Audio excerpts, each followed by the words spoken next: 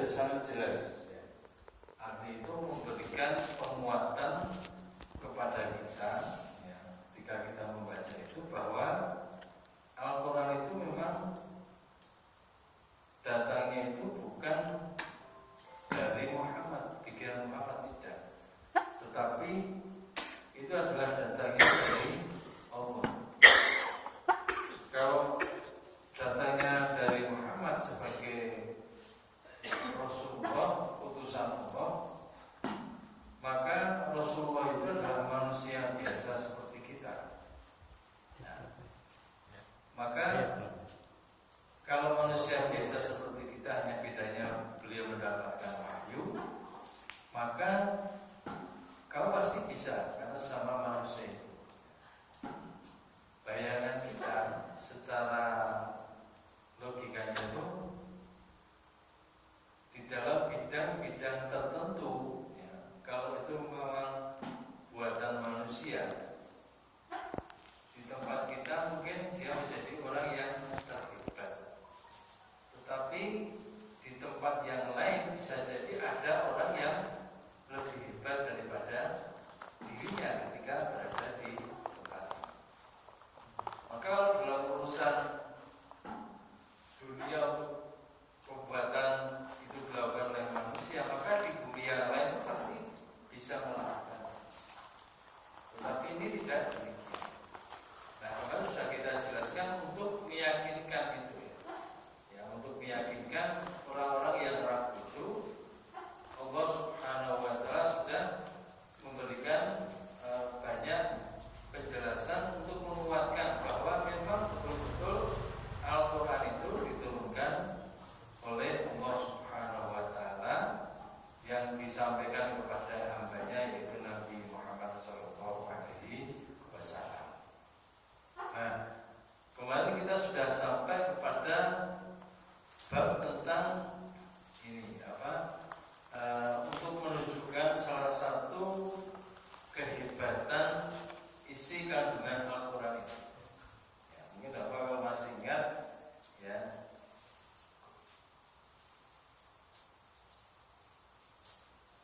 dijelaskan di dalam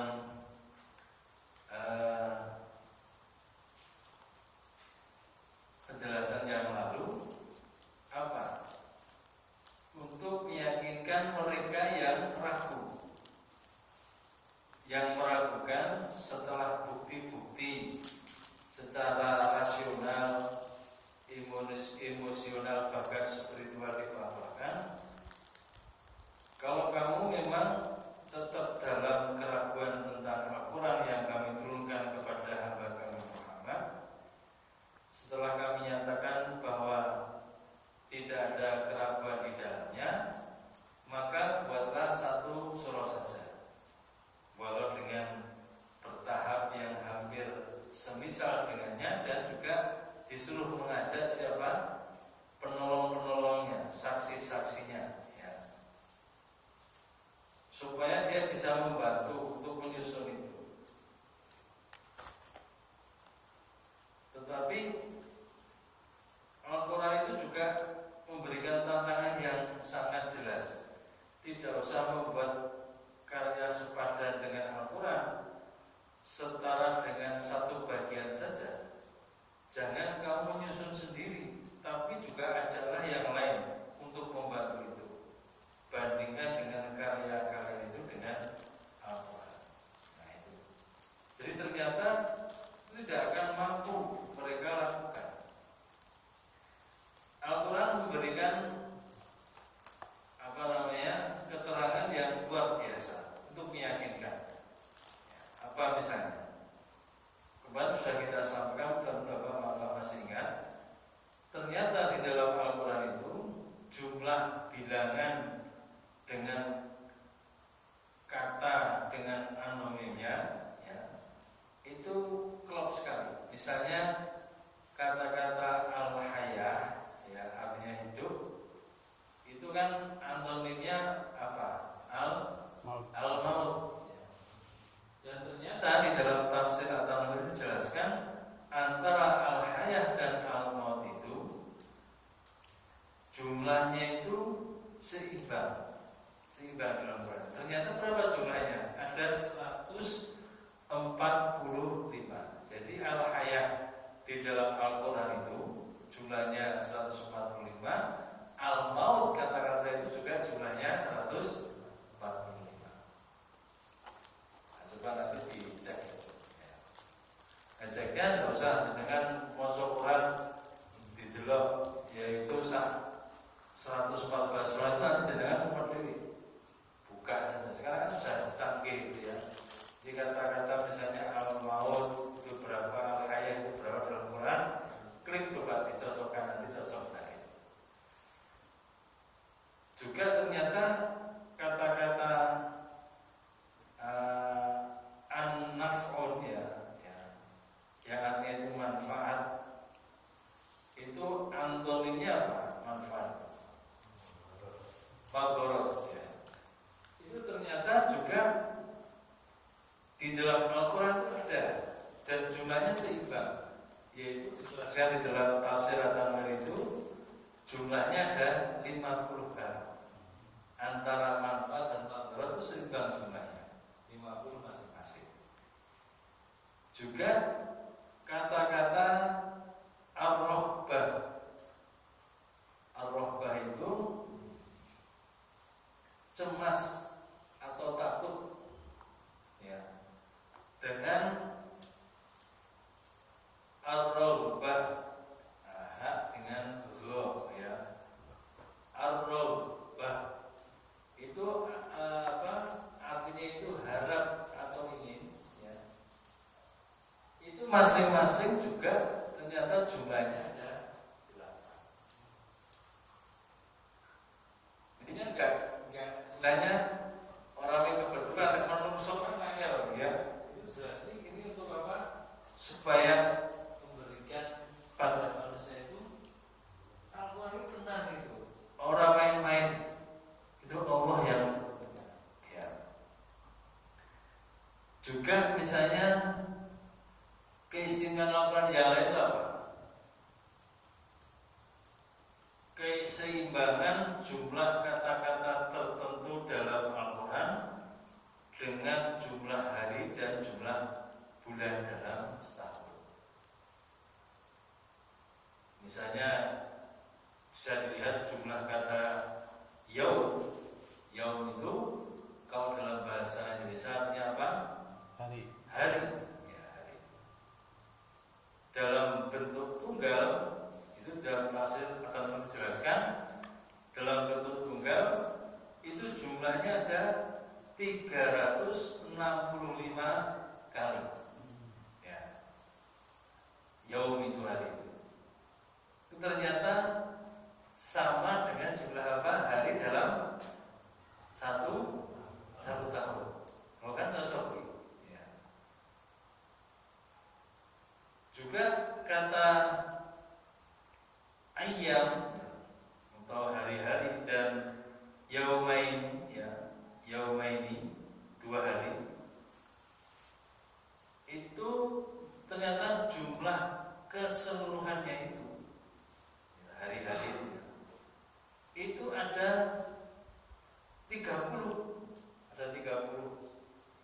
Itu sama dengan jumlah hari dalam satu bulan.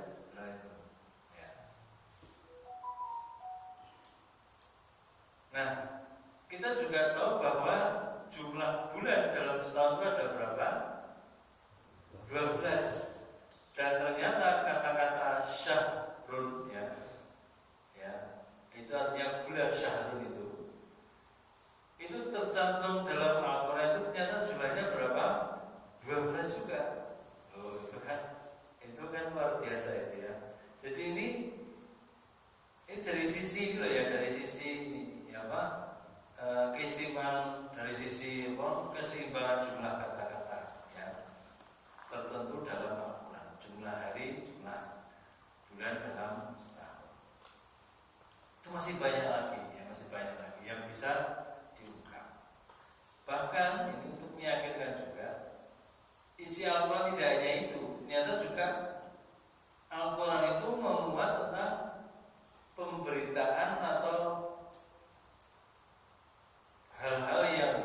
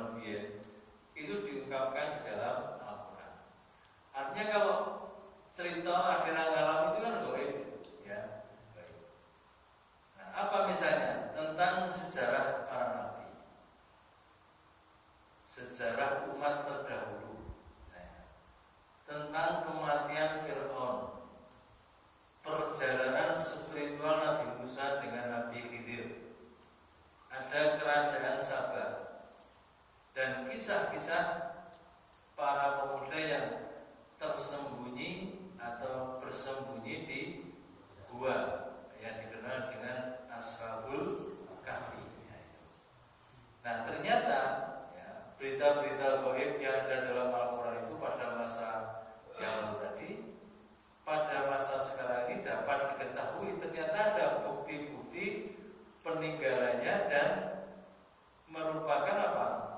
Objek penelitian sejarah. Ya. Ternyata gua ini ono. Padahal wis terjadi sudah 1000 tahun lebih. Ya. Fir'aun itu sampai sekarang kan masih ada apa? Jasadnya itu. Ya.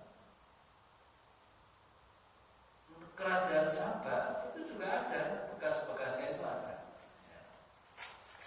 Padahal itu apa? Sudah terjadi berapa ribu tahun yang lalu. Jadi ini menunjukkan, ini berita atau pemberitaan yang baik, tetapi juga benar, bisa diteliti. Ya. Misalnya juga ada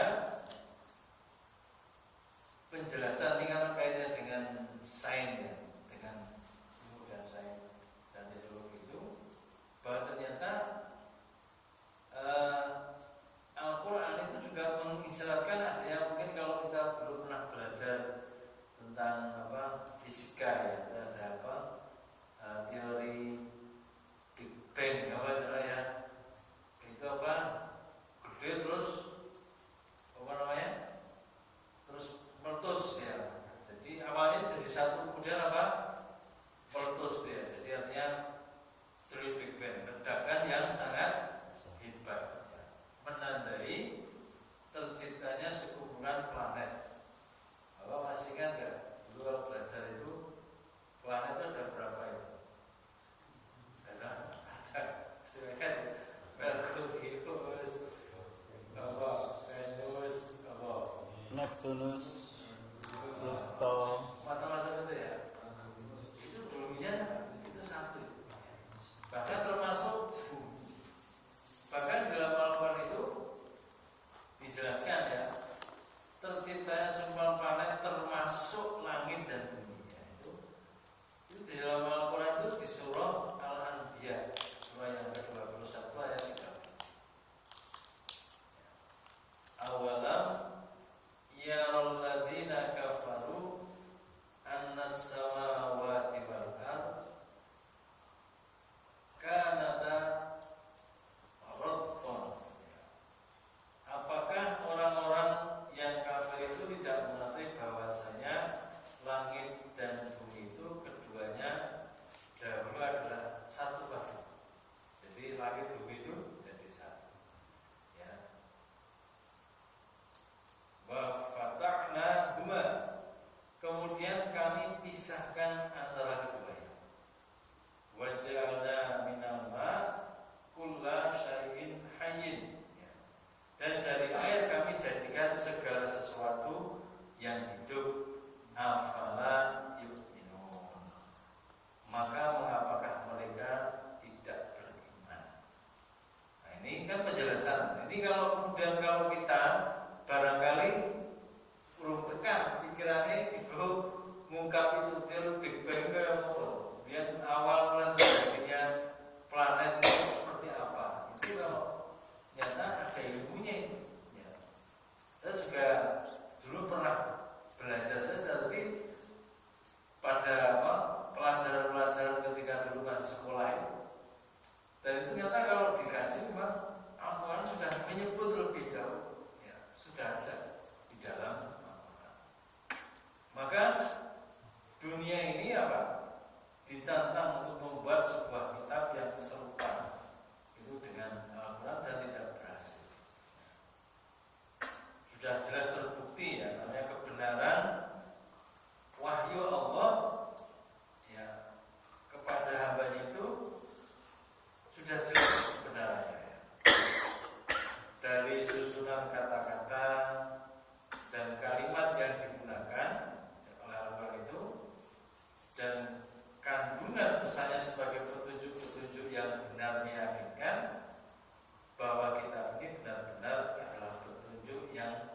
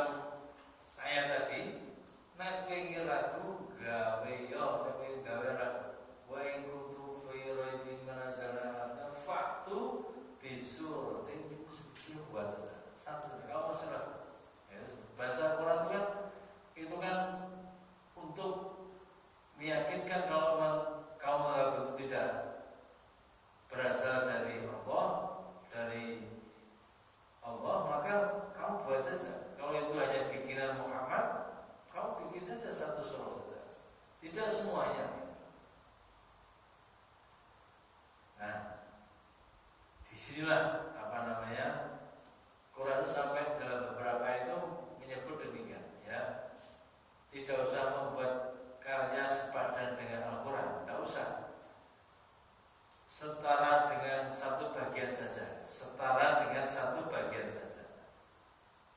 Jangan menyusun sendiri, tapi silakan ajak siapapun untuk membantu atau untuk memberi keputusan dalam membandingkan karya itu dengan Al-Quran.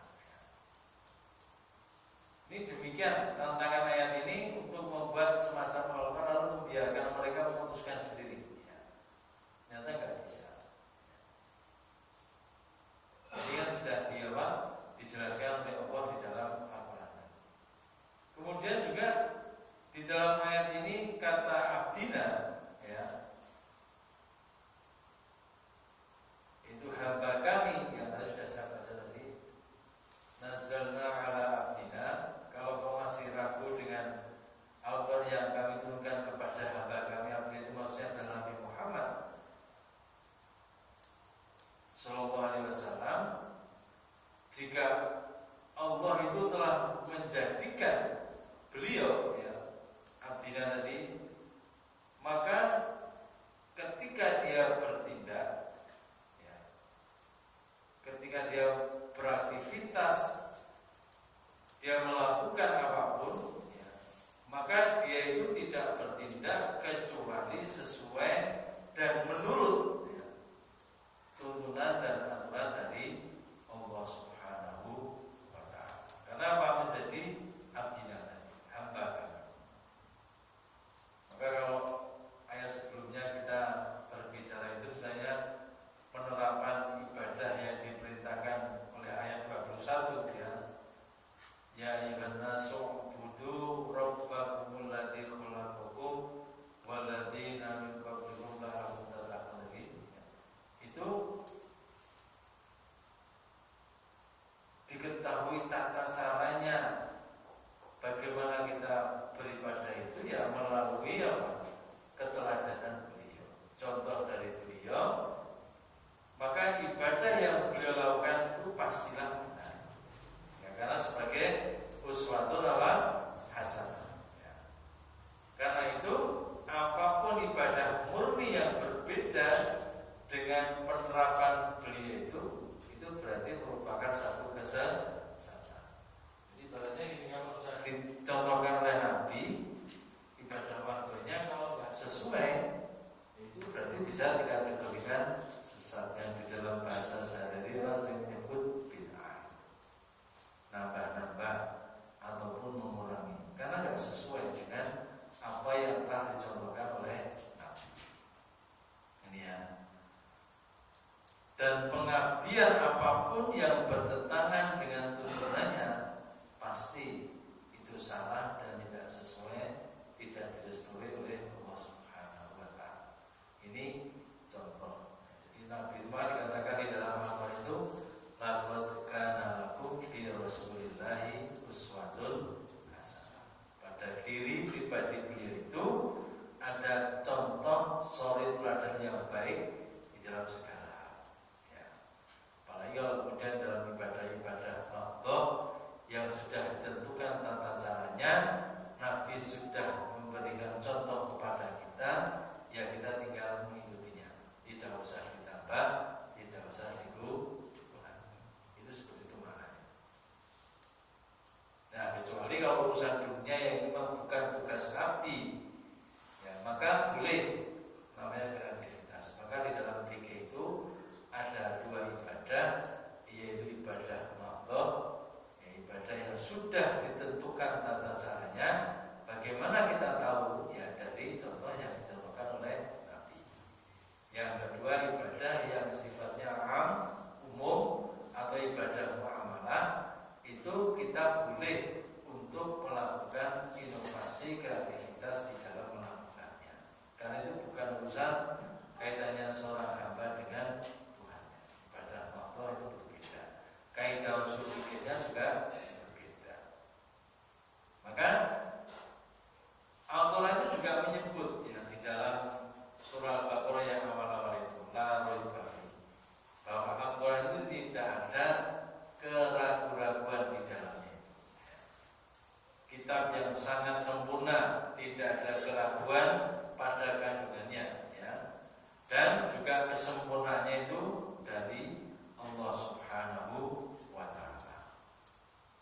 fungsinya sebagai apa? Hudalinas. Ya, itu Quran ternyata nyebutnya sebagai hudalinas. Meskipun juga ada kata-kata hudalil muttaqin. Ya kalau hudalil muttaqin itu lebih mengena, karena ada semacam apa? Keyakinan dalam diri itu, keimanan yang kuat memang Quran itu hudalil muttaqin. Tetapi Al-Quran juga menyebut hudalinas. Kalau manusia seandainya dia tidak beriman sekalipun, itu kalau mengkaji Quran maka dia akan menemukan kebenaran-kebenaran isi dari kandungan Al-Quran itu sendiri, meskipun dia tidak beriman. Kan ada orang yang kemudian mau meneliti tentang Quran itu, banyak yang kemudian ternyata diberi petunjuk oleh Allah. Ketika dia akan mencari kelemahan Al-Quran, dia tidak ditemukan. Justru yang dia dapat adalah